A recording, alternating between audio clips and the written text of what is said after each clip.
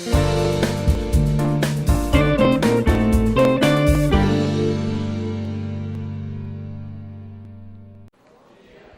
graça e a paz do Senhor Jesus sejam com todos. Sempre é um desafio muito grande aceitar vir aqui falar com vocês, porque a gente que vem aqui para frente muitas vezes sofre o preconceito, nesse caso um preconceito até positivo, de que nós somos diferentes do que os restantes que estão sentados ouvindo, que tem algo em nós melhor do que em vocês, e não é verdade, queridos, né? Eu falo por mim, não falo pelos outros que vêm aqui em cima, né? Eu passo por lutas, passo por dificuldades, tive uma semana difícil, que não foi fácil, então eu venho aqui pela misericórdia do Senhor, compartilhar um pouquinho com vocês do que Ele tem falado ao meu coração. Eu sou químico, né, de formação. E é engraçado que as pessoas me abordam muitas vezes e dizem assim: você que é químico, por que que o fósforo ele acende a chama a hora que passa naquela lixa da caixinha? Você que é químico, por que que a aloe vera tem uma ação hidratante? Ela é melhor do que a babosa? A pessoa assume, porque eu estudei química, que eu sei tudo sobre química na face da terra. E quando eu respondo, eu não sei, por um tempo, vou fazer um parênteses, por um tempo eu tentava arriscar, né? Eu dava uma inventada, dava um somebody love, muitas vezes colava, passava, né? Mas depois eu falei, não, é melhor eu assumir, percebi a realidade, falei, não sei, né? Sou químico, mas faz muito tempo que eu virei vendedor, então já faz muito tempo que eu deixei meio de ser químico mesmo. E tem também assim, imagino que você que é advogado é a mesma coisa, né? Você que é advogado, você sabe aquela lei número 13579, a portaria número 123, do que trata? Sei lá, vou saber todas as leis, né? Se você vive como um ministro religioso, né? Nosso irmão Átila, né? O Renato, muitas vezes chegam, você que é pastor, vai ter quantos céus? É o primeiro, segundo, terceiro, quarto, quinto, sexto, sétimo, a gente vai ficar em qual? A rua é de ouro mesmo, vai ter quarteirão, né? As pessoas às vezes, né, assumem que porque você tem uma profissão, ou tem alguma área de expertise, você mergulha de cabeça e sabe tudo. E foi num cenário mais ou menos parecido com esse, que um escriba, um fariseu, vai ao encontro de Jesus e faz uma pergunta para ele: mestre, qual que é o maior mandamento? Isso está lá em Mateus 22, você pode abrir a sua Bíblia, ou então acompanhar conosco aí na tela.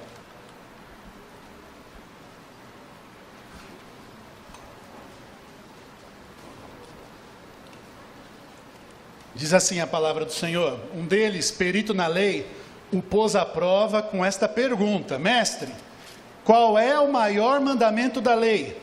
Respondeu Jesus: ame o Senhor, o seu Deus, de todo o seu coração, de toda a sua alma e de todo o seu entendimento. Este é o primeiro e maior mandamento. E o segundo é semelhante a ele: ame o seu próximo como a si mesmo.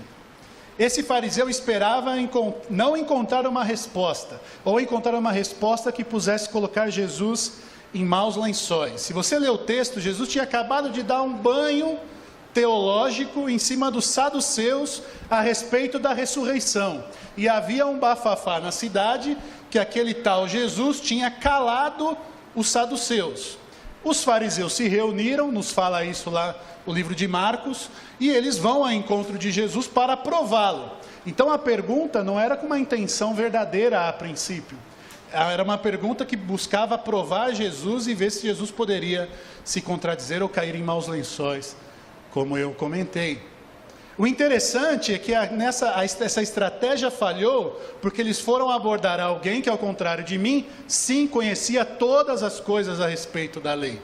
E dá uma resposta que abre a nossa mente sobre o que realmente é importante em todo o Velho Testamento.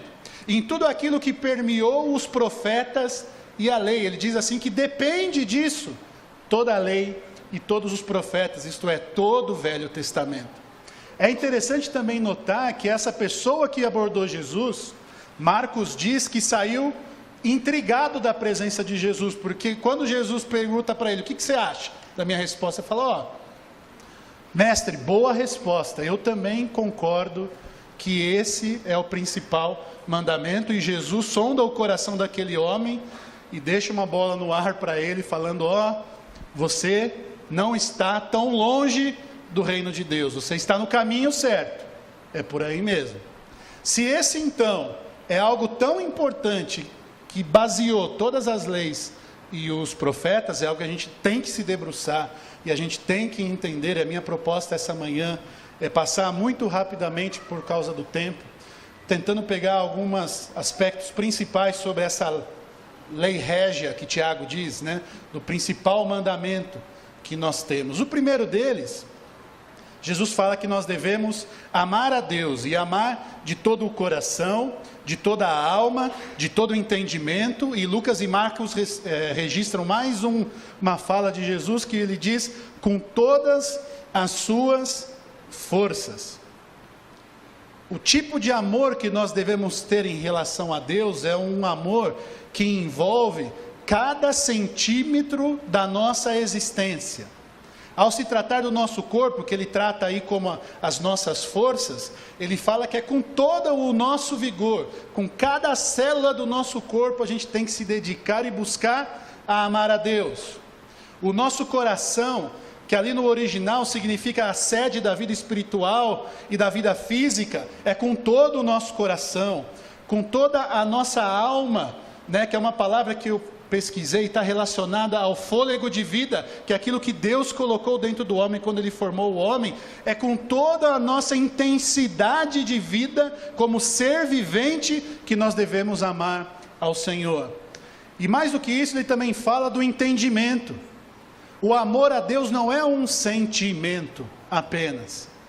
Nós devemos amar a Deus com a nossa razão. A palavra aí é dianoia, que é a base, a base do conhecimento, a base da razão.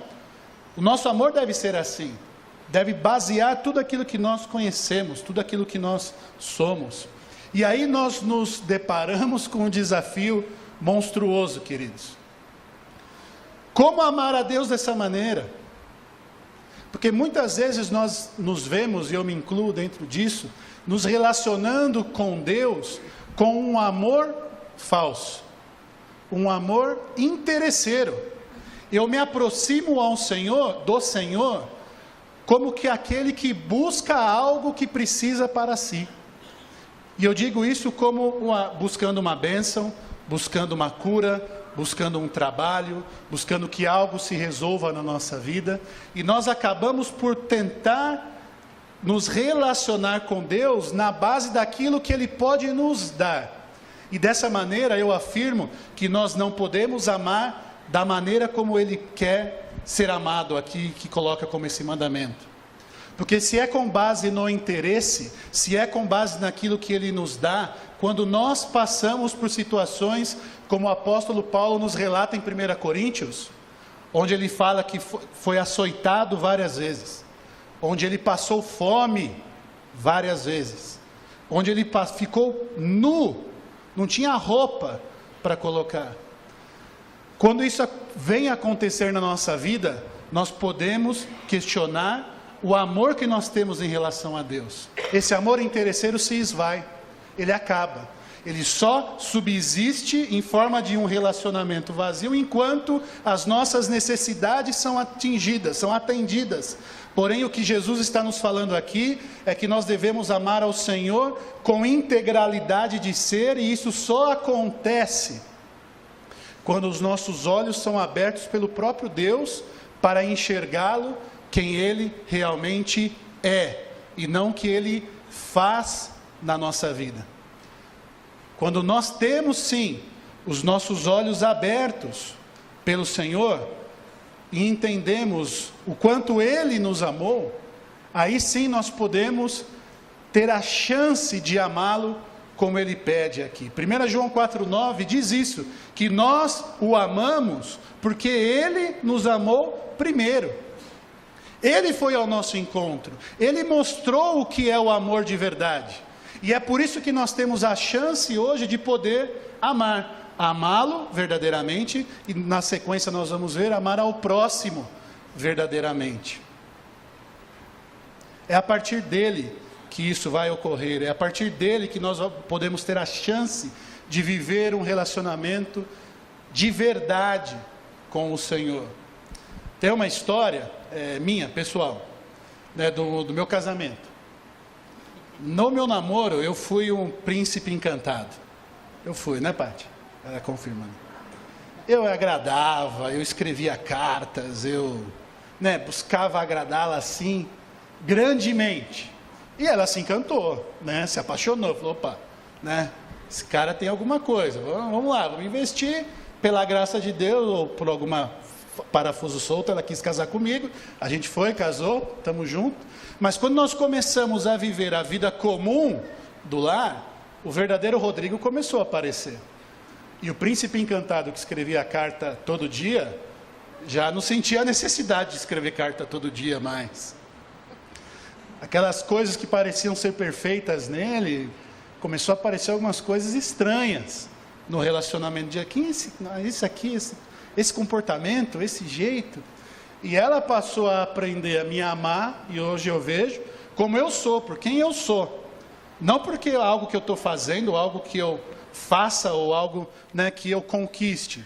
Não que isso não seja importante, porque eu sei que como eu também a amo, é algo recíproco, eu busco sim agradá-la, eu busco sim fazer coisas que ela possa enxergar a demonstração do meu amor. Mas hoje, depois de 11 anos de casamento, eu consigo me sentir muito mais amado por ela do que lá atrás.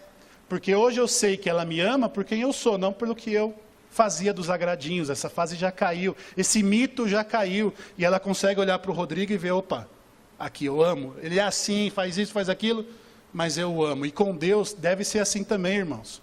Nós até podemos ser atraídos por esse momento da oração, da intercessão, da busca, da cura, daquilo que aperta. Pode até ser isso que nos atraia para o Senhor num primeiro momento. Mas o que vai nos levar a viver o amor verdadeiro, como Jesus nos coloca aqui, é o conhecimento de quem Deus verdadeiramente é. E isso se faz com devoção. Isso se faz com uma busca sincera pelo Espírito Santo, para que Ele tire as escamas dos nossos olhos, para que Ele diminua a carnalidade do nosso coração, para que nós tenhamos a chance de viver assim, esse verdadeiro relacionamento com o Senhor. Esse é o nosso desafio, e é isso que nós devemos pensar. Nós temos amado verdadeiramente o Senhor com todo o nosso coração, com todo o nosso entendimento, com toda a nossa alma, com toda a nossa força, ou o nosso amor, ou aquilo que nos motiva a dizer que somos crentes, ou aquilo que nos motiva a vir à igreja, é algo que nós estamos buscando, é plenamente, unicamente utilitarista. Nós queremos, na verdade, um gênio da lâmpada, não um Deus soberano e Senhor. Nós devemos fazer essa questão, porque o evangelho que o Brasil está sendo inundado é um evangelho utilitarista, que apresenta um Deus como gênio da lâmpada, um Deus que pode resolver o teu problema, um Deus que a gente escreve na parede das igrejas aí fora, a mão de Deus está aqui, entre e receba a sua bênção. Não é esse Deus que é o Deus de verdade. É isso que nós devemos buscar, entender quem Deus é, e dessa maneira podermos amá-lo verdadeiramente, porque se nós não o conhecermos, nós não poderemos amá-lo verdadeiramente. Vamos voltar ao texto, Mateus 22, 39, ele continua, Jesus dizendo que o segundo é semelhante a ele, ame o seu próximo como a si mesmo. Então ele dá 2 mandamentos, onde Jesus coloca em pé de igualdade os 2, amar a Deus e amar ao próximo. E aí vem mais dificuldade ainda, né, gente? Porque o amor a Deus, ainda a gente viu, o Espírito vem, algo que você pode declarar, é difícil eu medir na sua vida, porque eu não vejo, eu não consigo né, teoricamente ver. Se eu encontro com alguém na rua e falar, você ama ao Senhor? A pessoa fala, sim, eu amo. Eu tenho que acreditar, mas quando fala do próximo, a coisa se torna palpável, visível, são ações que nós vemos. E nós vivemos tempos hoje do esfriamento do amor. Mateus 24, Jesus já nos avisou disso, que naqueles dias a iniquidade iria crescer de tal maneira que o amor se esfriaria de praticamente todos.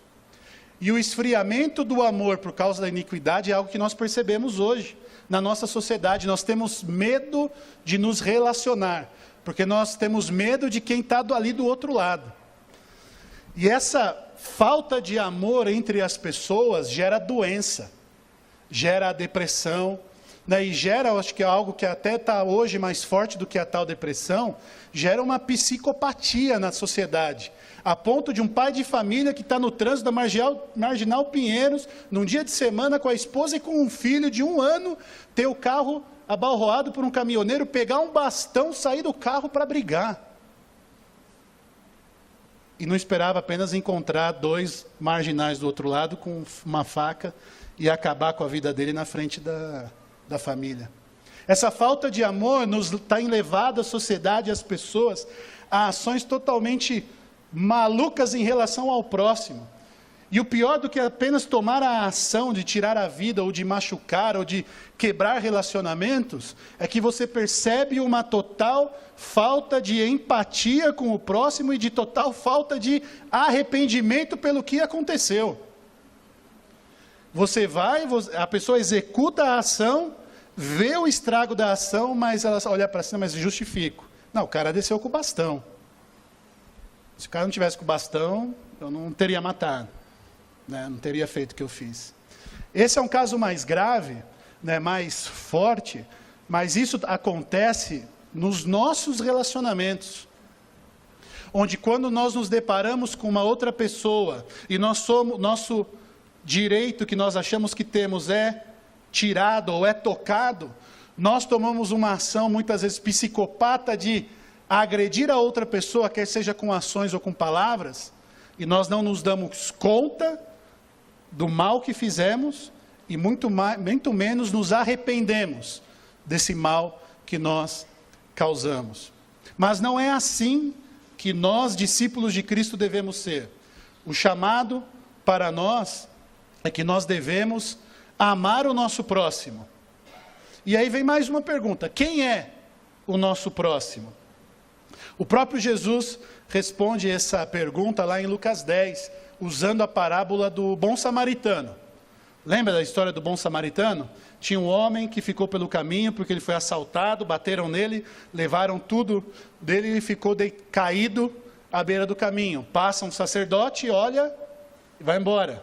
Passa um levita, olha e vai embora. E aí passa um samaritano, olha, cuida, trata, leva para a cidade, né, e faz todo aquele cuidado daquela pessoa que tinha sido atacada, estava caída no beiro do caminho. Uma coisa importante dessa história é que Jesus usa o samaritano, porque era alguém que era inimigo ali dos judeus. Era um povo que os judeus não gostavam. E é ele que tem uma atitude de misericórdia. E de novo Jesus aí está respondendo uma pergunta, né, de um fariseu que está testando, está provando a Jesus, e ele usa todo esse texto para mostrar para aquela pessoa que fez a pergunta, de que o próximo daquele homem que caiu por causa dos assaltantes, porque apanhou, foi aquele que teve misericórdia dele. Esse foi o próximo. Trazendo para nós, eu entendo então, que no cristianismo, ao contrário do judaísmo, que pensa que o próximo são os judeus apenas, então eles têm que cuidar apenas ali dos seus próprios, da sua comunidade, da sua raça. Para nós cristãos, o próximo é qualquer pessoa que precise de misericórdia que nós encontramos pelo caminho. A palavra de Deus diz que nós somos os do caminho, que nós estamos no caminho, nós caminhamos com Jesus, e no caminho nós nos deparamos com quem? Com pessoas, e pessoas que precisam de misericórdia. E essas pessoas, todas, independente de serem os da fé ou os fora da fé, são essas pessoas que necessitam do nosso amor. Que desafio! Não dá para ler a palavra de Deus e não ter aquela posição de humilhação diante dele. Porque quantas vezes, queridos, eu tenho a atitude do sacerdote, de ver alguém necessitado, olhar e pensar, é um bêbado, deixa que alguém passa e depois vem cuidar dele. Quantas vezes eu tive essa atitude? Que o Senhor tenha misericórdia, Pai, da minha vida. Que desafio de vida, de prática, que nós temos diante do verdadeiro Evangelho do Senhor. Por isso, queridos, o estado que nós vivemos hoje nesse mundo, não é desculpa para nós não amarmos, não é desculpa para nós não nos relacionarmos com o nosso próximo. Isso porque o amor é aquilo que vai nos identificar como verdadeiros discípulos de Jesus. Jesus diz assim lá em João 13, que um novo mandamento eu dou a vocês, amem-se uns aos outros como eu os amei. Jesus falando, vocês devem amar-se uns aos outros, e com isso, todos saberão que vocês são meus discípulos, se vocês se amarem uns aos outros. Não é pelo carro que Deus vai te dar, não é pela prosperidade que você tem, não é se você tem uma vida saudável, uma família sem problemas, não é por isso que o mundo vai olhar e vai honrar e glorificar o nome do Senhor, mas o nome do Senhor vai ser glorificado, e o mundo vai entender que nós somos uma comunidade de discípulos de Jesus, se nós nos amarmos uns aos outros. 1 João 4, amados, amemos uns aos outros, porque o amor procede de Deus. Aquele que ama é nascido de Deus e conhece a Deus. Quem não ama, não conhece a Deus, porque Deus é amor. É o amor na nossa vida que mostra, na prática, se nós fomos resgatados e salvos por Cristo ou não. E por isso que nesse momento você tem que pensar, e eu tenho refletido, eu sou verdadeiramente um discípulo de Jesus? O amor tem sido algo que as pessoas ao meu redor olham em mim e identificam que eu as amo, que eu vivo em amor com elas? É o amor que nos identifica como verdadeiros discípulos de Jesus. E não é um amor qualquer, não é um amor de palavras. A gente tem que amar como Cristo amou. Nisso a gente conhece o que é amor. Jesus Cristo deu a vida por nós e nós devemos dar a vida pelos nossos irmãos. O padrão de amor é o padrão do amor de Jesus. Misericórdia, Senhor, da nossa vida. Não é qualquer tipo de amor. Esse amor, como o de Cristo, é uma decisão. Não é um sentimento. Eu estou com uma vontade de amar aquela pessoa. Não, não é. É uma decisão. Porque Deus revelou o seu amor conosco quando Ele enviou o seu Filho. Deus nos amou de tal maneira que Ele enviou o seu Filho. Ele não ficou lá no céu, poxa, eu amo tanto, mas eles estão lá tudo perdido, não vou tomar nenhuma ação para resolver. Não, Ele nos amou primeiro. Ele fez uma ação prática, decidiu nos amar e concretizou essa ação. Nós éramos pecadores, somos pecadores. Romanos 5, 8 diz isso, que Deus demonstra o seu amor, porque Ele morreu em nosso favor quando nós ainda éramos pecadores. Não tinha nada em nós que justificasse Deus mandar Jesus morrer por nós. Então o nosso amor ao próximo tem que ser uma decisão, não um sentimento. Não tenho que esperar sentir amor, eu tenho que decidir amar.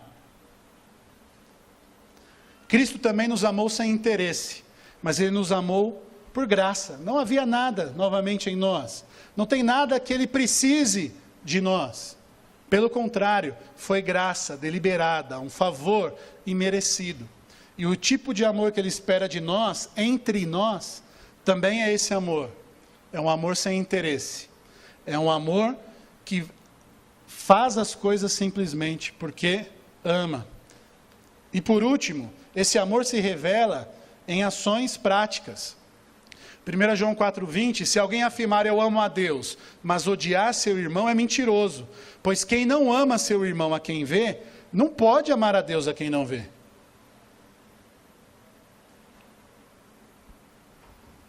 Portanto, como povo escolhido de Deus, santo e amado, revistam-se de profunda compaixão, bondade, humildade, mansidão e paciência, suportem-se uns aos outros, perdoem as queixas que tiverem uns contra os outros, perdoem como o Senhor lhes perdoou, e acima de tudo, porém, revistam-se do amor, que é o elo perfeito. E quantas vezes, queridos, a gente passa experiências entre nós de falta de amor, falta de perdão, irmão contra irmão, rancor, mágoa, e a situação não é resolvida, o perdão não é ministrado, fica aquela mancha, aquela marca na vida da igreja, e aquilo não é resolvido. Nós não podemos aceitar isso, nós temos que viver e buscar viver em uma comunhão perfeita, esse vínculo perfeito do amor, que não aceita a mágoa, que não aceita o rancor, que não aceita a separação.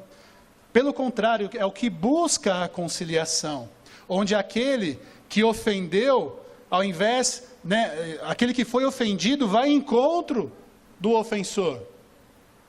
E não fica apenas aguardando o ofensor vir pedir perdão. É contra a cultura, não é o que o mundo nos prega, não é a realidade que a gente vive no nosso trabalho. Talvez, se você não foi criado dentro do verdadeiro evangelho, não foi isso que teus pais te ensinaram, não é isso que está cravado no teu coração. Nós temos que buscar a Deus para mudar a nossa mente, mudar o nosso coração, para que isso possa verdadeiramente acontecer e que nós possamos nos tornar verdadeiramente uma comunidade de amor. E não o amor do nome, não o amor do sentimento do abraço, mas o amor das ações que são tomadas em favor ao próximo, mesmo quando aquilo vai ser negativo para mim. Mesmo quando aquele meu sonho de fazer alguma coisa ou comprar alguma coisa vai ser adiado porque eu devo ajudar o meu irmão que está passando por uma necessidade. Mesmo quando eu preciso abrir mão dos meus ditos direitos para tomar uma atitude, uma ação que revele o verdadeiro amor do Senhor para nós. É ação prática, é na vida, no dia a dia. E é por isso que eu tenho sido desafiado por Deus com uma palavra que bomba na minha cabeça cotidianamente. Toda hora fica na minha cabeça: coerência, coerência, coerência. Porque nós somos bons de discurso, irmãos. Como nós somos bons, de pegar um texto desse e fazer uma pregação e aceitarmos e colocarmos isso diante de nós como uma verdade. Mas como eu sou ruim de colocar em prática. Como eu sou ruim de olhar e reconhecer: Senhor, tem misericórdia. E nós precisamos, irmãos, parar disso. Nós precisamos buscar coerência no Senhor. Buscar no Senhor mudar de vida. Porque senão nós vamos viver um evangelho que não faz diferença na vida de ninguém. Nós vamos viver um evangelho neutro. Aquele evangelho que não resolve nada na vida de ninguém, e que o mundo continua se corrompendo, as coisas continuam dando errado aí fora, e a nossa única ação é falar: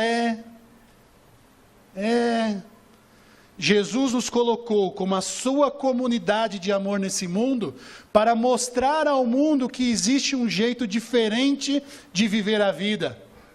De que a gente não pode se conformar com assassinato atrás de assassinato por coisas bobas.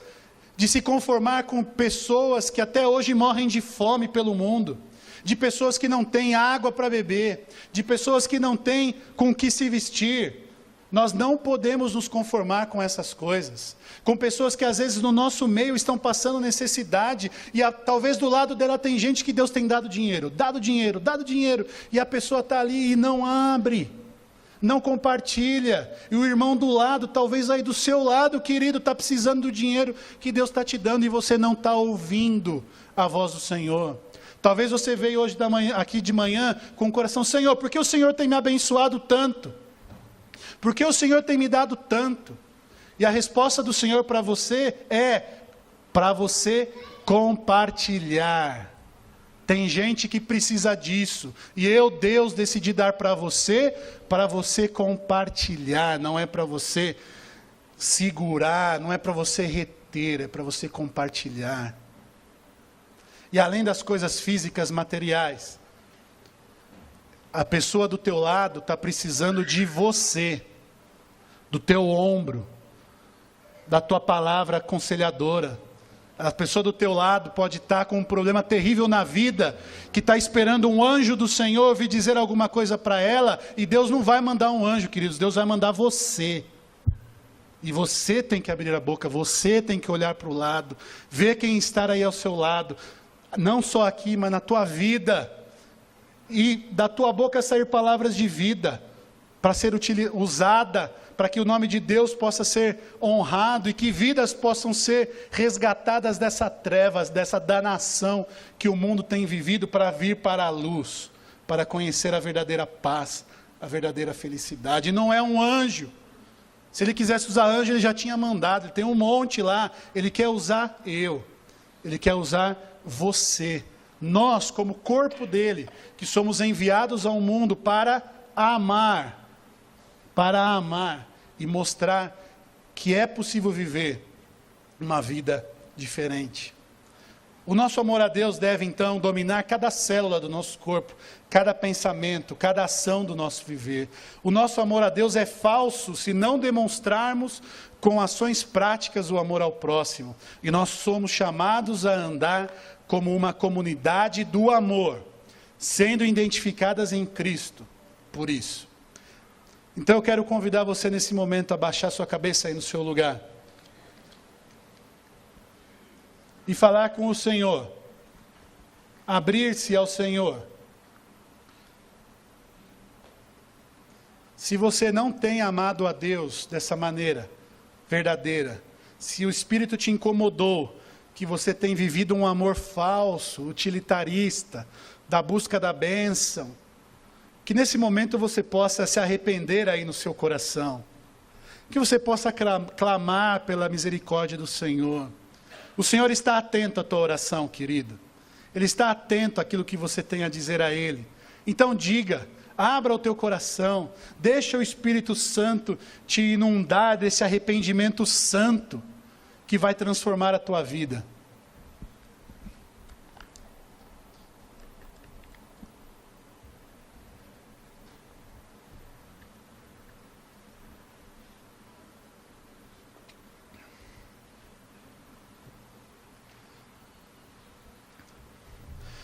Peça também ao Senhor que o Espírito Santo te ajude a não ser cego ao próximo que está caído na sarjeta, ao próximo que está bonitinho, cheiroso ao nosso lado, mas que a sua alma está caída, que o seu vigor está desfalecido aí do teu lado, e ele precisa de você.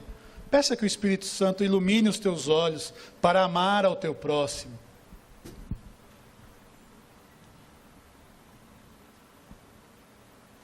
Senhor, que desafio, Pai.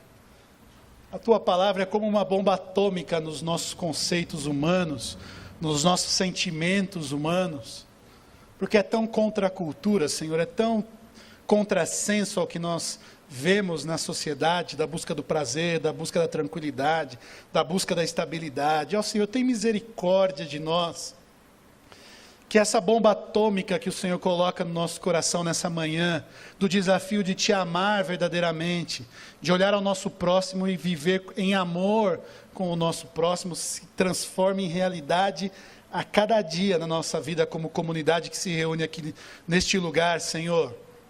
Nós queremos ser reconhecidos não pelo salão, não pelo trabalho, pelo louvor aqui congregacional, mas nós queremos ser conhecidos, Senhor, pelo nosso amor, que vai transbordar as nossas fronteiras aqui, Senhor, e vai atingir todo o mundo, como o Senhor mesmo quis, aqui em São Bernardo, aqui no estado de São Paulo, no Brasil, e até os confins da terra, Senhor. Que o Teu amor nos mova a cumprir a Tua missão, e que o Teu Espírito Santo a cada dia abra os nossos olhos.